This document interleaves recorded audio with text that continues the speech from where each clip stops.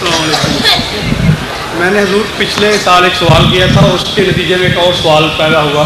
پورا ایک سال لگا آپ کو نتیجہ پیدا کرنے میں, بچہ پیدا کرنے میں 9 مہینے لگتے ہیں.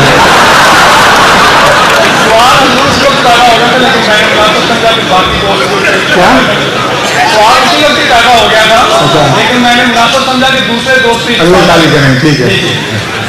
وہ یہ ہے کہ آپ نے بتایا تھا کہ مورمون کا چونکہ اخلاق اچھا ہے اس لیے وہ اللہ تعالیٰ ان کو تباہ نہیں کر رہا, باوجود اس کے کہ وہ جھوٹے نبی کو مانتے ہیں. کون؟ مورمون والے. نہیں, میں نے یہ نہیں کہا تھا.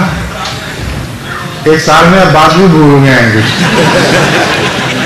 میں نے یہ نہیں کہا تھا کہ ان کو تباہ نہیں کرتا اس لیے کہ اخلاق اچھا ہے. میں نے تو بڑی لمبی آپ کو داستان سنائی تھی.